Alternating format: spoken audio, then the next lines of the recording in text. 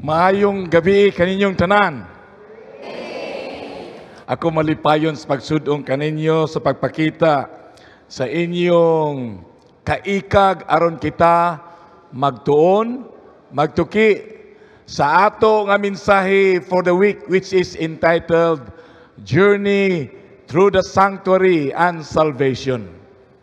Pero karong gabi una mga kaigsunan, very interesting kaayo ang atong topiko.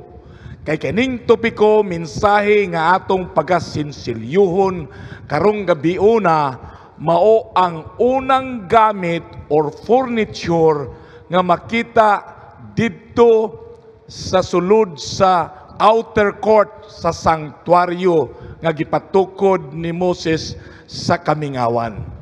Dinhi mga kaigsunan nato makita nga usa ka masalaypon magdala sa halad nga mananap og didto tagbuon sa usa ka saserdote dawaton ang halad nga mananap aron kini siya pagaihalad diha sa burnt offering or the altar of burnt offering. Now, karong gabi una, ang titulo sa ato nga mensahe is The Altar of Burnt Offering, or ang uban nga mga versyon sa Biblia nagahisgot as The Altar of Sacrifice. Parehas trogya po na. Or the Brazen Altar, mga kaigsunan. Sa dili padayon magpadayon sa ato nga pagtuki sa ato nga mensahe, akong gihangyo ang katilingban pagtindog aron kita magampo. O Diyos nga Amahan, kami nagapasalamat sa imong pagtipon-tipon kanamo dinhi sa balay alampuanan aron kami magtuon sa imong pulong kabahin sa altar of sacrifice. Naay kalangkuban kini sa amo nga kinabuhi og sa among pakiglakaw kauban kanimo o Dios. Tudloi ang among kasing-kasing og ipasantop sa amo nga hunahuna arong among masabtan ang mensahe nga among pagadad-on karong gabi una. Pasaylua kami sa amo nga kalapasan ning tanan among gipangayo sa ngalan ni Ginoong Hesus nga among manluluwas. Amen. Kung naa kitay Biblia mga kaigsuonan, atong abrihan sa libro sa Marcos 10:17 paingon sa 22. Sugdan nato sa 17. As he was setting out on a journey, kinsa maning gipasabot aning he, mao kani si Ginoong Hesus. A man ran up to him, ang tao miduol ngadto kaniya, or nagdagan paingon kaniya. Kinsa man kining tawhana? Kining tawhana mao kini siyang batan-on nga sapian. Og milhod kang Ginoong Hesus og nag-ingon kaniya, maayo nga magtutudlo, unsa may akong himuon aron akong maangkon ang kinabuhi nga walay katapusan. Daw maayo kaayo ang gusto sa usa ka batan-on. Pero si Ginoong Hesus sa iyang nadungog nga pulong gikan sa batan-on, siya mitubag. Nag-ingon siya, nganong imo man akong gitawag nga maayo? Di ba wala nay laing maayo kundili ang atong Amahan nga naa sa langit? Mao kana ang tubag ni Ginoong Hesus. Padayunon nato sa 19 mga kaigsunan. Nag-ingon ang Ginoo, gibantayan ba nimo ang mga balaod, which are the 10 Commandments? Wala ka ba nagpatay? Wala ka ba nanapaw? Wala ka ba nangawat Wala ka ba na makak? Wala ka ba ng ngilad? Wala ka ba or naghatag ka ba og pasidungog sa imong mga ginikanan? O ang batanon mitubag kang Hesukristo, magtutudlo, ako kining gibantayan, sukad pa sa akong pagkabatanon. Mao kining tubag sa usa ka batanon. Now, padayunon nato. Sa 21,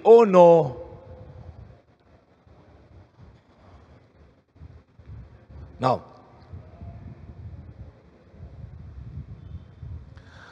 looking at him, nitan-aw si Ginoong Hesus ngadto sa batanon.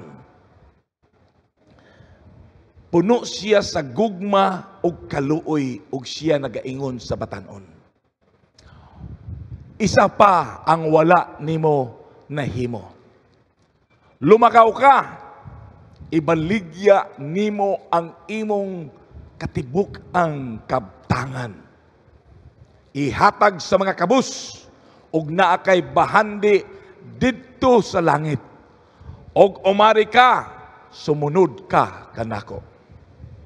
Sa diha nga nadungog kini niya gikan sa mga ngangabil ni Ginoong Hesus, siya milakaw nga masulupon kay naa siya'y daghan og dagkong katigayunan o kantidad nga gina panag-iyahan. Mga kaigsuunan, nganong milakaw man ang batanon nga masulubon? Gusto siya musunod kang Kristo. Pero dili niya mabuy-an ang mga kabtangan nga iyang nag-iyahan. Ang batanon sa pian, mga kaigsuunan, daghan og kwarta kung kini siya sa atong kapanahunan karon. Daghan siyag negosyo. Daghan siya mga bank accounts dito sa BDO o Metrobank o BPI o bisag unsa pa na diyang klaseng bangko sa atong kapanahunan karon. Siguro daghan siyag mga gwapo og malapalasyo nga mga panimalay. Kining batanon sigurado gid ko nga naningkamot ni siya sa iyang kagalingon aron iyang makuha ang iya mga gipang plano sa kinabuhi. Ang dako nga pangutana, dautan ba di ay nga kita maningkamot aron makuha nato ang ato nga mga plano sa kinabuhi? Mga kaigsuunan, certainly not. Dili dautan ang pagpaningkamot aron ato nga makuha ang atong mga tinguha sa kinabuhi. Pero mga kaigsuunan, suginlan ko kamo kung atong naangkon ang mga kabtangan tungod sa atong pagpaningkamot o kining tanan nahigamot sa atong kasing-kasing, lisod kaayo nato kini pagabuy-an, mga kaigsunan, nga mahimo kini siyang babag sa atong pag-alagad kang Kristo. Kung naa kini nga sitwasyon sa atong kinabuhi, ang ato rayong mahimo kundili ang pagpangayo sa grasya sa Dios, sa pag-ampo nga tagaan kitag kusog aron atong magaan-gaanan og maluwag-luwagan ang atong pagkupot niining mga kalibutanong mga butang. Mga kaigsuunan, lisod ba di ay nga mahimo kitang sumusunod ni Kristo? Ha? Mao kana ang dako nga pangutana. Dili man siguro, mga kaigsunan, dili gyud lisod. Kay there is no amount of work aron atong madawat ang kaluwasan. Kining kaluwasan nga atong nadawat, grasya kini nga gihatag sa Dios. Alang kanato, ato lamang kini siya pagadawaton pinaagi sa atong pagtuo. Following Jesus, my dear friends, tubag lamang kana sa kaluwasan, gugma o kaluoy nga atong nadawat gikan sa atong Dios. Lucas 14:33. So none of you can be my disciples. So wala kanato dinhi mahimong sumusunod ni Kristo kung dili nato buy-an ang tanan natong kabtangan, mga kaigsunan. The call of Jesus was the call of dedication o katibok ang pagtugyan nato sa atong kaugalingon sa kabubuton sa Dios. Wala gyud untang babag, mga kaigsunan, sa diha nga kita mosunod kang Kristo. Walay kabtangan, bahande o kwarta nga mahimong babag aron kita mosunod kang Kristo. Mga kaigsunan, following Jesus is not by merits o pagpaningkamot nato. Dili kana nato madawat ang atong kaluwasan piniagi ni ana. Because we are saved by grace. Ato kining pagadawaton pinaagi sa pagtuo.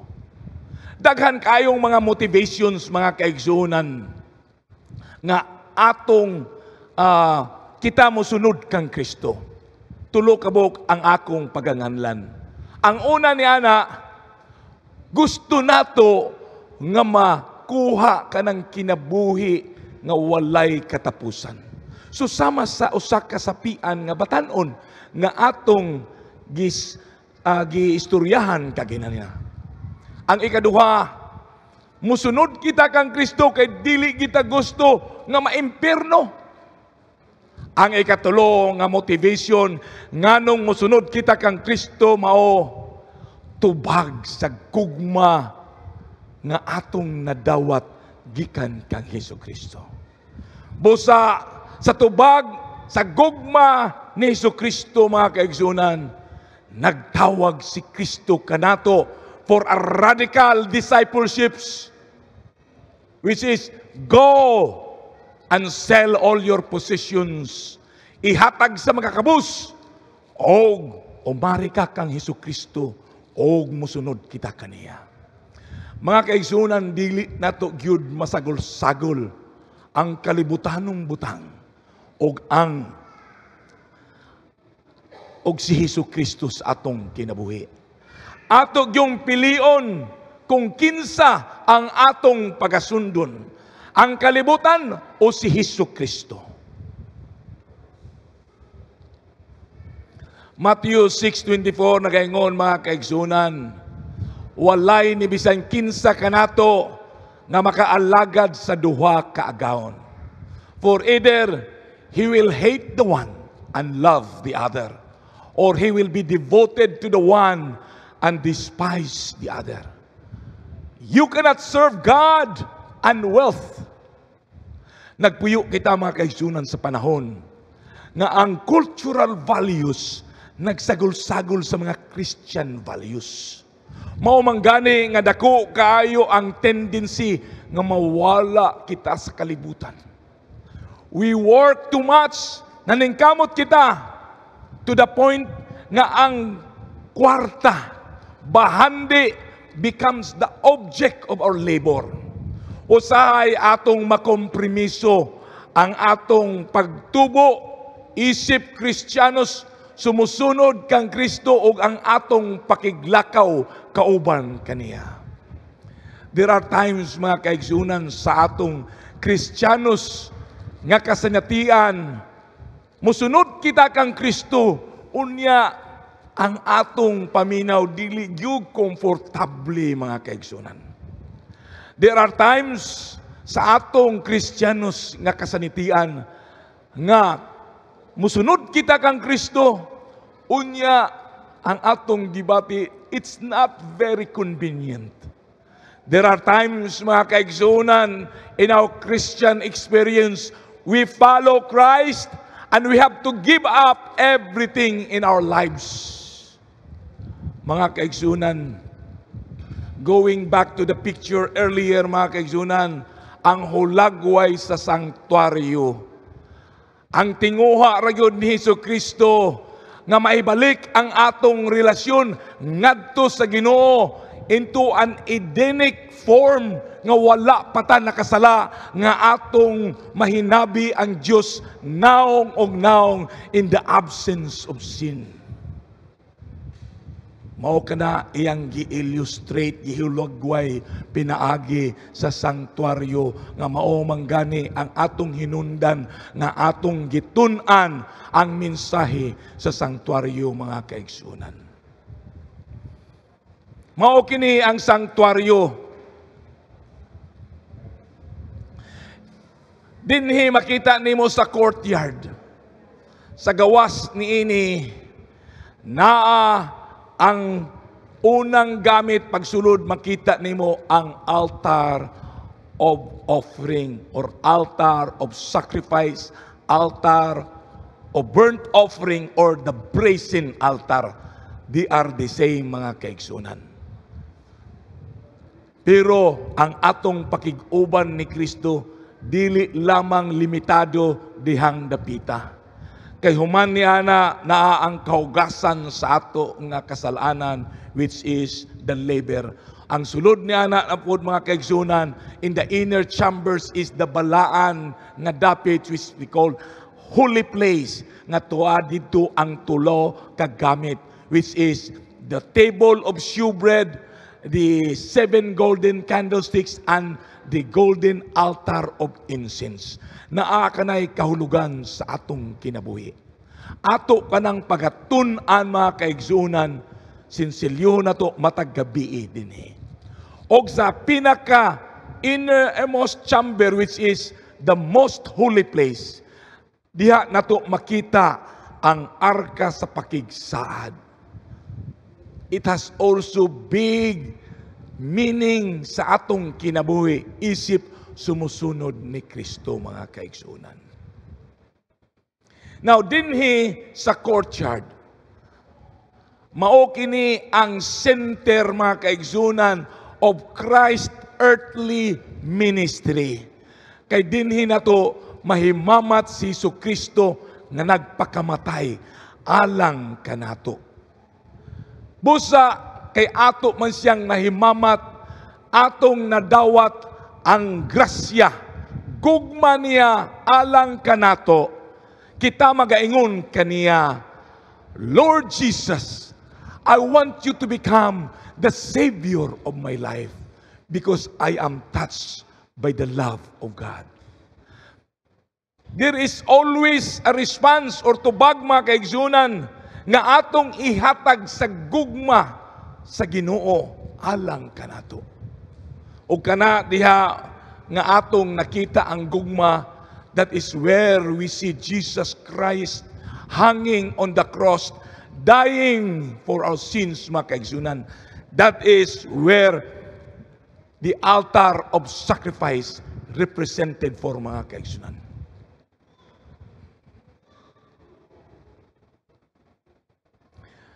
Now, the altar of sacrifice, sa akong gikaingon, mao kining unang gamit nga atong makita dinhi sa outer court, mga kaigsunan, in the courtyard.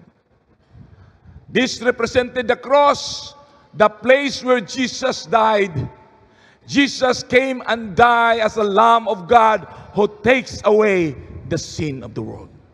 But please remember, hinumduman nato, mga kaigsunan, sa wala pa nahimong kordero sa Diyos si Jesucristo. Nagkinabuhi siyang matarong maumanggani nga nakapahimuot siya sa atong Diyos naman. There are many kinds of offerings, mga kaigsunan. The general classification of offerings is blood and non-blood. Kaning blood offerings, mao kining mga klase sa mga halad nga nag-involve og mananap, pagalungguan, pagapatyon, unya saluron ang dugo, iwisik-wisik dito sa sulod sa balaang dapit. Those are blood offerings. Ang mga example niya is burnt offering, sin offering, napa nang gitawag nila trespass offerings, naapagyud diha ang peace offerings. Okay? Now, ang non-blood offerings, mga kaigsunan, mao kining halad nga walay involvement sa mga mananap. Isa ni ana mao ang meat offering. Very misleading ang ngalang meat offering kay dili man kini siya nagalangkob sa karne sa mananap. I don't know why they call it meat offering. Siguro kay nag-involve kini siya tinapay. Tinapay is the body of Christ. Okay? Meat. Okay? Meat offering. Ang other term anang meat offering is the meal offering. Anya, napo na siyang drink offering. Juices na siya. So, wala na involvement on the animal, mga kaigsunan. But tonight, mga kaigsunan, ang atong pagatunan na hisintro sa Leviticus 1 and Leviticus 2. Leviticus 1, mao kana ang burnt offering, halad nga sinunog. Ang Leviticus 2, ang meal offering, mga abot sa atong pangambudlay. Now, ato kanang pagasinsilyohon. Leviticus 1, 3 paingon sa 4. Nag-ingon, kung baka ang himuong halad nga sinunog, kinahanglan nga kini laki og walay tatsa. Kinahanglan jud himsog na laki, dili masakiton, tambok. Okay? Adto niya kini ihalad sa pultahan sa tulda nga tagbuanan aron dawaton siya sa Ginoo. Kanang tulda sa tagbuanan, mga kaigsunan, mao kana gitawag nga sanctuary. Mao kanang other name of sanctuaryo or tabernacle. Now, tapion niya ang iyang kamot sa ulo sa mananap nga ihalad og dawaton kini ingon nga halad nga pagpapas sa iyang sala. Meaning, ang masalaypon magdala sa mananap, tagbuon siya sa saserdote, unya dawaton ang mananap, iya dang ibutang ang iyang duha ka kamot sa ulo sa mananap aron iyang idatog ang iyang kabugaton. That means gi-download niya ang iyang sala ngadto sa mananap. Okay? Now, padayunon nato sa bersikulo 5 og 6. Unya ihawon niya kini ang turo nga baka sa atubangan sa Ginoo ug ang dugo niini ihalad sa mga anak ni Aaron nga mga pari ngadto sa Ginoo. Isablig nila ang dugo libot sa halaran nga anaa sa pultahan sa tolda nga tagbuanan.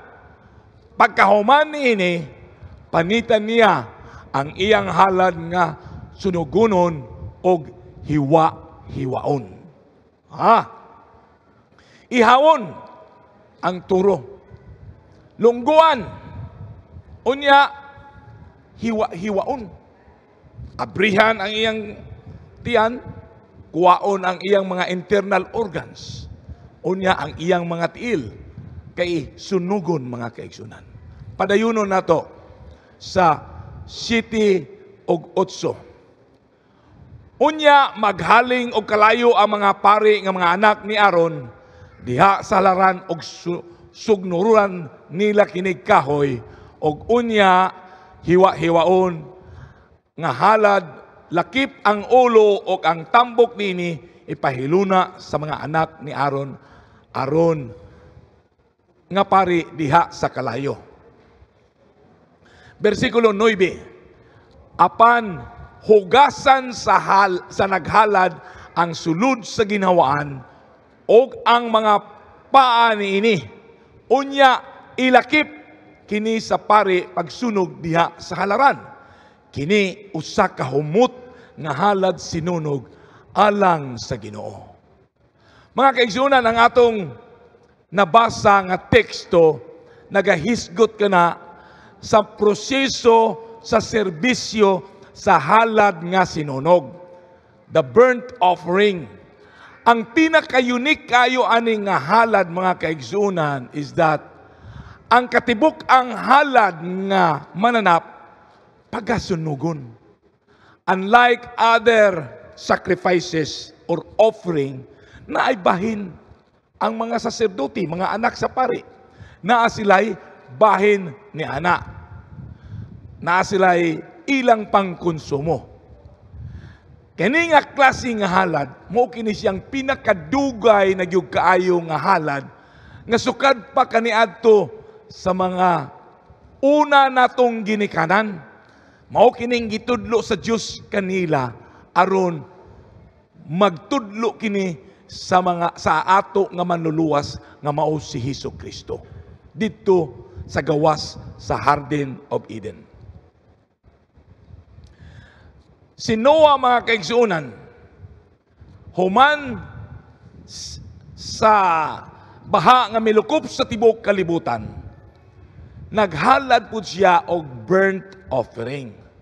Si Abraham nga gitistingan ang iyang pagtuo sa Dios, iyang gidala ang iyang anak didto sa Mount Moriah.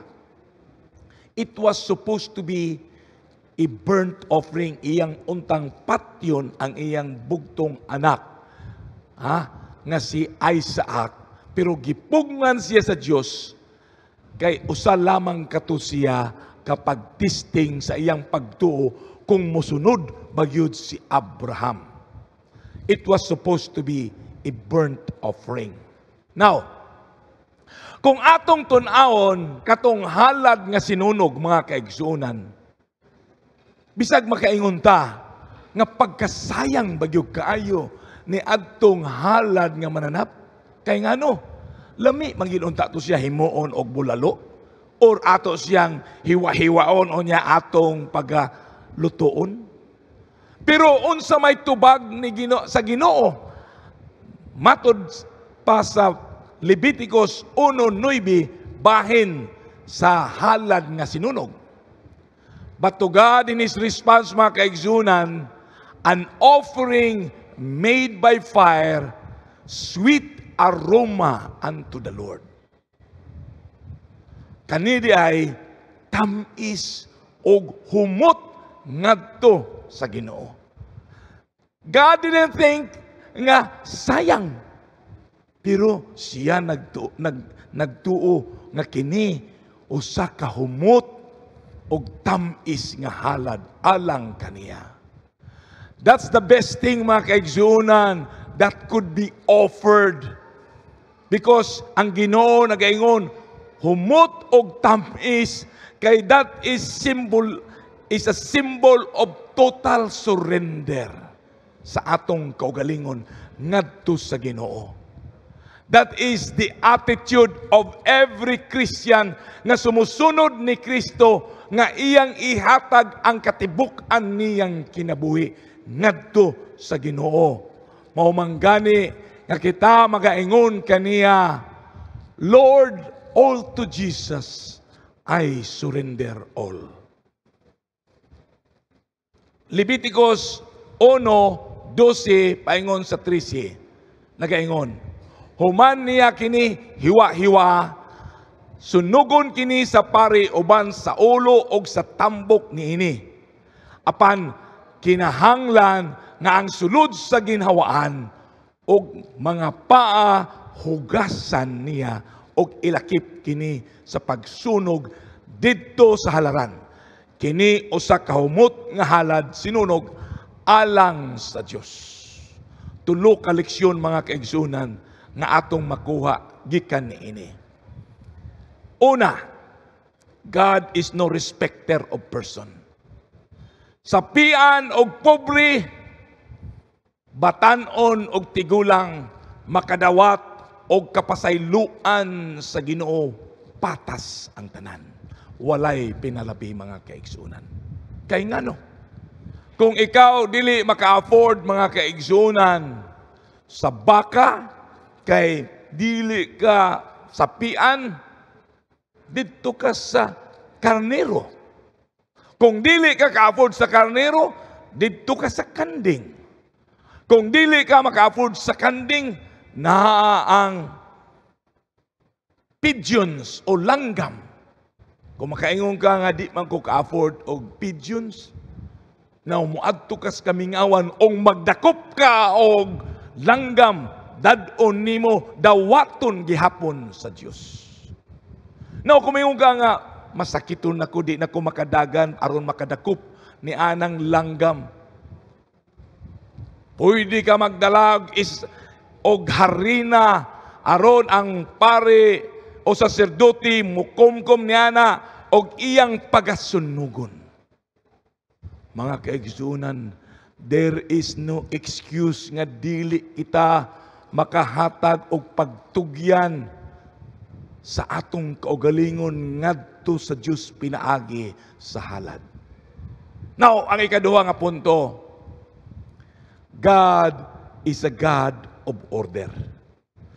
Kumo ang mananap pagasunugon, human kini nga pagapatyon, ato na lang kini idansyang diya sa halaran, pwede ba na? Anyway, sunugon lang man. No. God is a God of order. Gusto siya hapsay ang halad, mga kaigsunan. Busa, kining halad, pagaputlon ang ulo, pagaputlon ang iyang mga tiil, pagahiwaon ang iyang diyan, pagakuhaon ang iyang mga internal organs, ug ilumbay dito sa ibabaw sa mga sugnod, mga kaigsunan. Dili kay ibutang dito, ilabay ang mga sugnod, sindihan, anyway, masunog na, pareho ra ang resulta. No. There is an instruction specific for that coming from the Lord. Ang ikatulo, God is a God of cleanliness. Na ay panultihon, labi na, katong gagmay pet kita, maadtot ang eskwelahan o magpahinumduman kita sa atong ginikanan. Cleanliness is next to godliness. Mga kaigsunan, wag nato na nakalimtan ang pagtudlo sa atong ginikanan. Because God is a God of cleanliness. Pagahugasan nimo na, kay nagdugo man na, pero hinumdumi. Ang paghugas niini nga mga halad nga mananap, wala kini nahitabo didto sa dako nga lababo nga naay tubig. Nahitabo kini diha sa altar of sacrifice. Kay katong lababo nga naay tubig, alang rakato sa mga pari o saserdote nga muhugas sa ilang kamot ug tiil, sa dili pa sila musugod sa ilang serbisyo sa sanktuaryo, mga kaigsunan. Now, padayon. So, unsa may sumada niini, mga kaigsunan? Ang sumada di ay kining halad nga atong gihalad dito aron kini siya pagasunugon. Di ba, tulo ka mga parts nga gibahin-bahin nato, mga kaigsunan. Ang ulo, ang iyang mga internal organs, ug ang iyang mga tiil na ay kahulugan kana, mga kaigsunan. Ang ulo, ang imong paghuna-huna. Samtang ato kining ihatag ang halad nga sinunog, susama ra pug kana nga ato pong ihatag ang atong mga huna-huna. Kung kita nagtugyan sa atong kaugalingon, in the basis of the burnt offering, ang atong mga plano, mga kaigsunan, karon nga sumusunod na kita ni Kristo, haom na gyud sa iyang kabubuton. Wala na to mga plano kaniadto nga pag mahuman ko sa akong trabaho, muadto ko dito sa dapit nga kana bitawng naay magpatay sindi. Kipat-kipat nga suga. Wala na mga ingana nga mga plano. Wala na mga plano nga daotan, mga kaigsunan. Kang imong plano puros na matarong, kay imo nang gihatag, gitugyan ang imong kaugalingon ngadto sa Dios. Now, unsa may buot pasabot ni anang mga internal organs, ang atong kabubuton, haom na sa ato nga Diyos o kang Hesus Kristo. Wala na tay hilig, mga kaigsunan, nga bisyo. Kanang magbuhi ta og manok para magsabong aron kita magsugal. Ayaw na kana, mga kaigsunan. Kay nag-usik-usik lang kita sa panahon, sa kwarta, o sa ato nga kaugalingon. Kay ang kwarta unta imong magamit sa pagpalit sa bugas o sa kinahanglanon sa atong pamilya, mapusta naman hinuon. Kay wala pag ko nakakita o nakadungog, mga kaigsunan, nga matinud-anon nga sugarol. Kay ngano, ang tanang sugarol, pangutan-on nimo, nakadaog ka ba? Tabla lang. Pero kung nakadaog, nakadaog ko. Pero kung napildi, dili gina siya mo angkon nga napildi. Puros sila bakakon. Hawa mo ka bantay? Ang tanang sugarol, dili guna musulti sa tinuod. Muingon gina siya tablara. Pero dako kayong pildi, mga kaigsunan. Dili na kita diha. Kay ato namang gitugyan ang atong kabubuton ngadto sa Dios. Now, ang mga tiil, unsay buot ipasabot niya na.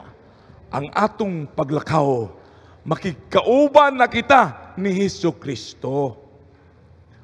Instead nga atong kaubanon ang atong barkada aron mag-happy-happy, ang ato na lang mahal nga asawa ug mga anak.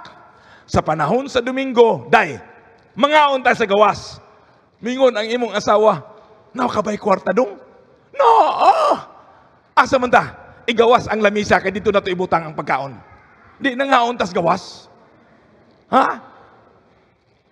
Na-serve japon ang purpose. Kay happy ang pamilya. Bisag walay kwarta. Mga kaigsunan, in other words, ang significance ni ining atong halad nga atong gihisgutan is like this person, ikaw ug ako, masalaypon. Atong gidala ang atong kaugalingon didto sa halaran o kita nahimong halad ngadto sa Dios. Mao kining simbolo sa tibok ang pagtugyan nato sa Ginoo. Not one part of the animal is left back. Kay ngano, kita gyud magaingon sa Ginoo, because of what you have done for me, Lord, I will give all of me. Akong ihatag ang katibuk-an nako kanimo. Mao ka ng meaning ni anang Leviticus 1, mga kaigsunan.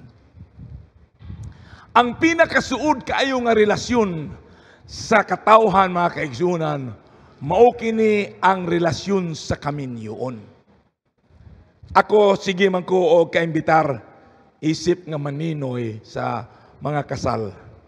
Sukad-sukad sa akong pagtambong sa kasal. Wala gyud ko nakadungog. Banay, igsuon, ginikanan, amigo, kaparentihan sa hingtundan nga gikasal. Nga sa diha nga mihatag ang hintundan, asawa og bana ngadto sa isig usa, mihilak ang iyang banay. Kay ngano, Uy, ang among igsuon, gihatag niya 100% ang iyang kaugalingon sa iyang bana. Nga namang yun, dapat 30% lang. Pwede ba na mga kaigsunan? In order for the marriage to become harmonious, happy, naagoy, pagtugyan sa usag-usa, 100%. Busa in marriage, mga kaigsunan, it's like yes to your husband, yes to your wife, no to third party, mga kaigsunan. Ayaw na. Pero yes sa third party kung si Jesus Kristo ang atong aghaton nga makigkauban kanato. Mga kaigsunan, the same is true with our relationship with God. He wants our relationship with Him like the relationship sa kaminyoon. Jesus says to us, mga kaigsunan, I give you all of me. I give you my free will. Ang atong tubag niya na as individual, mga kaigsunan, in return to Him, ato pong ihatag ang kaugalingon nato kaniya.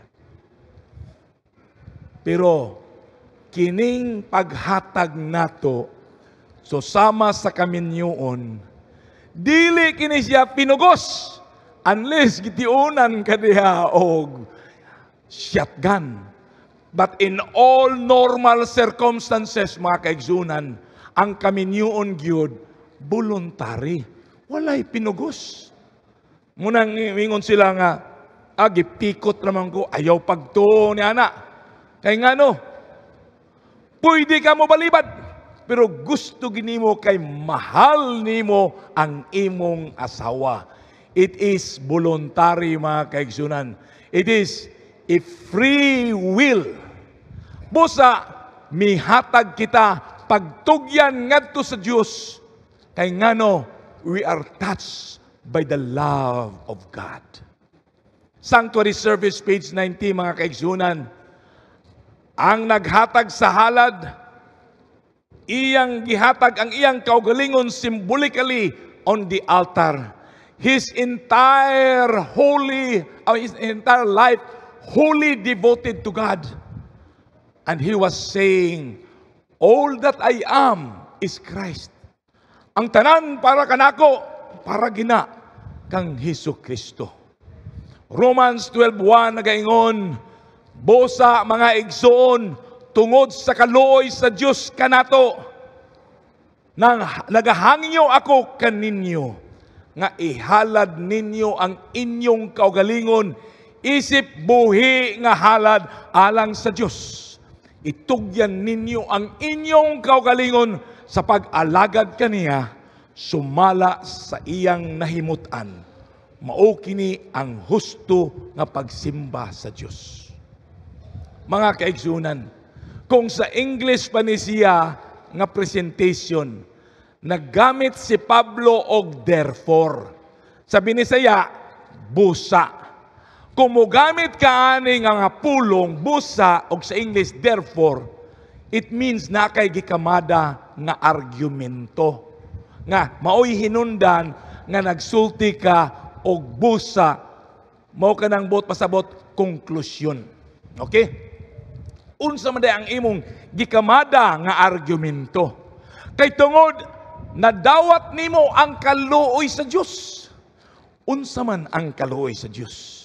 Ang kaluoy sa Dios mao ang gugma nga iyang gihatag ang iyang kaugalingon nga anak.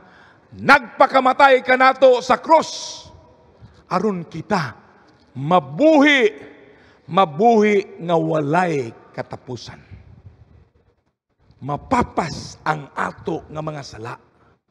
Mao kanang gugma kaluoy nga atong nadawat pinaagi sa pagtuo. Busa, nag-ingon si Pablo, naghangyo kanimo og kanako nga atong ihalad ang atong kaugalingon.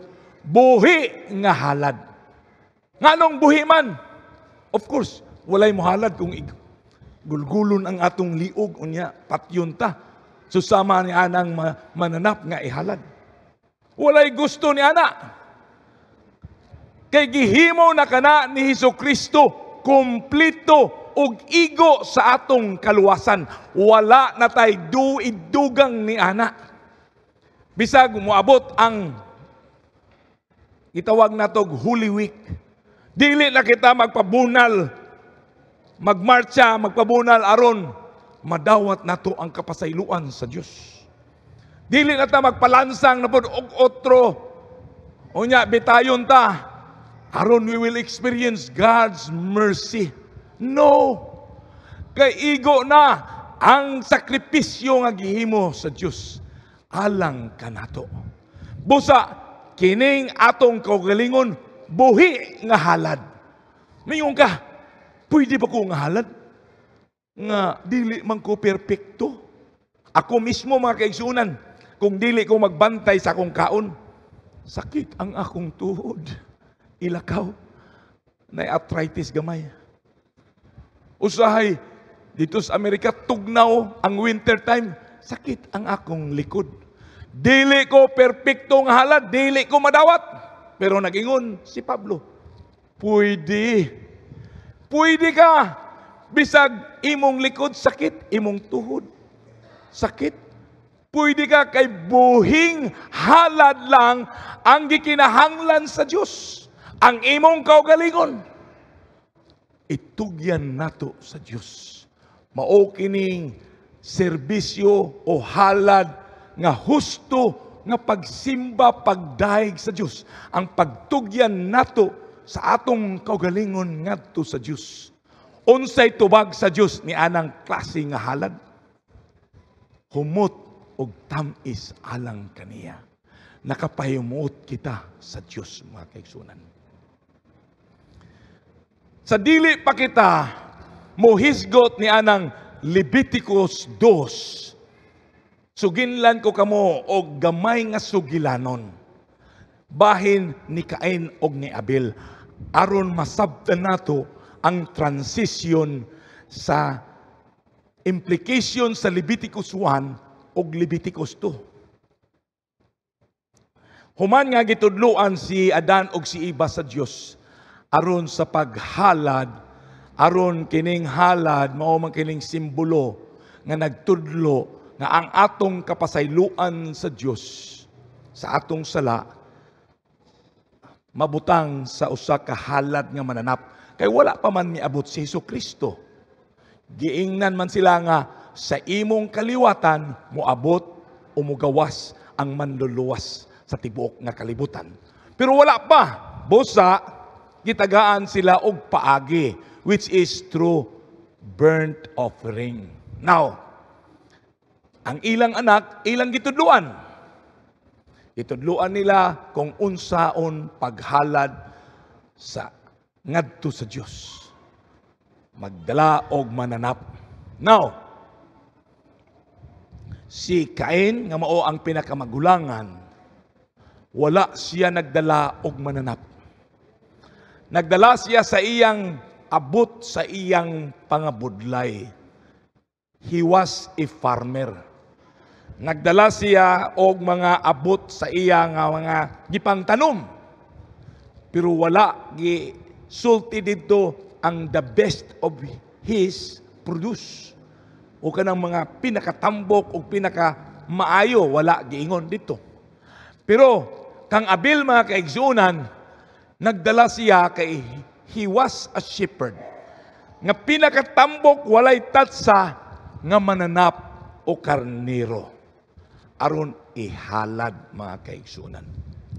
Ginungog ang halad ni Abel og wala gidungog ang halad ni Cain. Now, there is deeper meaning into that nganong wala gidungog ang halad ni Cain. Because in the sanctuary service, ang halad gikan sa abot, which is the meal offering, cannot stand by itself as an offering unto the Lord for the atonement of sins. Nagkinahanglan gayud og dugo nga pagaagason aron na ay kapasayloan sa sala. Si Abel nagdala og burnt offering, busa gitubag ang iyang halad ngadto sa Dios.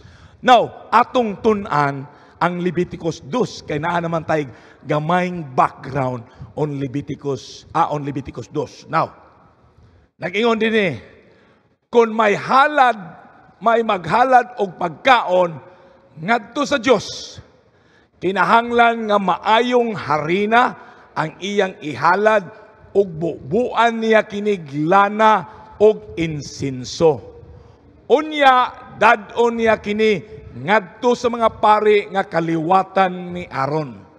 Ang pari magkuha og usa ka kumkum nga harina, lana og tanang insinso nga gibutang niini. Unya iya kining sunugod isip pagpadayag nga kining tanan gihalad ngadto sa Dios. Kini usa ka humot nga halad sinunog alang sa Dios. Mga kaigsunan, to make the burnt offering complete, para kumpleto ang halad nga sinunog according to the sanctuary service, mga kaigsunan, maghalad po ta og abot sa atong pangabudlay, which is the meal offering. So kung magdala ka og isa ka sako nga harina, imong ihatag sa saserdote, mukuha ka ng saserdote og isa ka kumkum og ibubo didto sa halaran og kini siya pagasunugon og kini pagadawaton sa Dios, humot og tamis ngadto kaniya, mga kaigsunan. Why did I bring the offerings to you, mga kaigsunan? Nga kani nga klase nga halad kay naay importante kayong kahulugan niini. Ang unique nga nag-connect sa Leviticus 1 o Leviticus 2 mao. Leviticus 1 atong gidala ang atong kaugalingon kinabuhi ngadto sa Dios. Halad sinunog is a symbol of total surrender unto the Lord. Leviticus 2 is the symbol sa tanang abot nato sa atong pangabudlay, ihatag po nato dedicate unto the Lord. You see the point? Ang una, ang imong kaugalingon. Ang ikaduha, ang imong gipanag-iyahan. Atong hinumduman ang atong istorya sa Marcos sa usa ka batan-on nga sapian. Nidool siya kang Kristo Jesus aron iyang gipangita ang kinabuhi nga walay katapusan. Gusto niya ihatag ang iyang kaugalingon ngadto kang Hesukristo. Pero sa diha nga pangayo ni Ginoong Hesus, ibaligya ang imong kabtangan, ihatag sa mga kabus. Og naa kay bahandi sa langit, umari ka og sumunod ka kanako. No, Lord, you cannot touch my wealth. You cannot touch my money. My wallet is only for me. That is what he is saying. So, in our Christian life, mga kaigsunan, kung kita mohatag sa atong kaugalingon ngadto sa Dios, according to Leslie Harding, author sa usa ka libro, on the basis of burnt offering, all that I am is Christ. And on the basis of this dedication, for me to declare through meal offering, all that I have is Christ, mga kaigsunan. Mao kana ang buhing mensahe nato karong gabiuna. Mga kaigsunan, kung kita nagatuo nga si Kristo mao ang atong Dios, o kita natandog sa gugma, kaluoy o grasya nga iyang gihatag kanato, tindog kamo aron pagpakita ninyo sa inyong pagtuo ngadto kaniya. Daghang salamat, mga kaigsuunan. Daghang salamat sa inyong pagtuo ngadto kang Kristo. Og dili nato kalimtan mga kaigsunan sa diha nga atong gidedikar, gitugyan nato ang atong kaugalingon ngadto kaniya.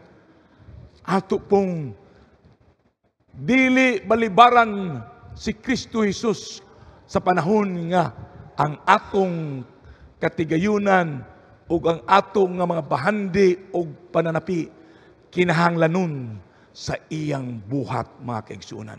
Atong iduko ang atong mga ulo aron sa pagampo. O Diyos nga amahan nga naa sa mga langit, daghang salamat niining mensahe tamis kaayo sa among panabutan. Hinaot kini mahisulat sa among kasing-kasing aron kini among mahinumduman sa tibuok namong kinabuhi. Salamat sa imong grasya ug gugma sa ngalan ni Ginoong Hesus nga among maluluwas. Amen. Akong gihangyo ang ato nga mag-aawit si Jang aron moawit kanato karong gabiona.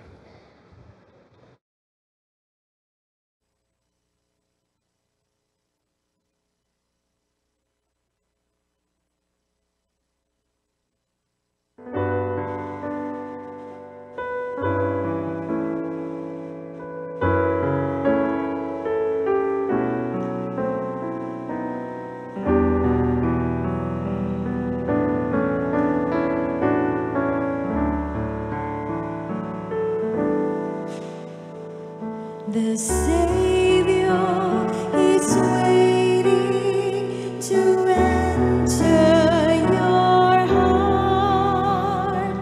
Why don't you let Him come in?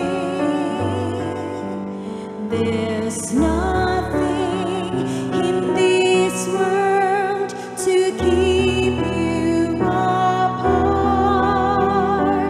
What is your answer to Him? Time after time, He has waited before, and now He's waiting again to see if you're willing to open the door. Oh, how He wants to come in. If you take one step toward the Savior, my friend, He'll find His arms open wide. Receive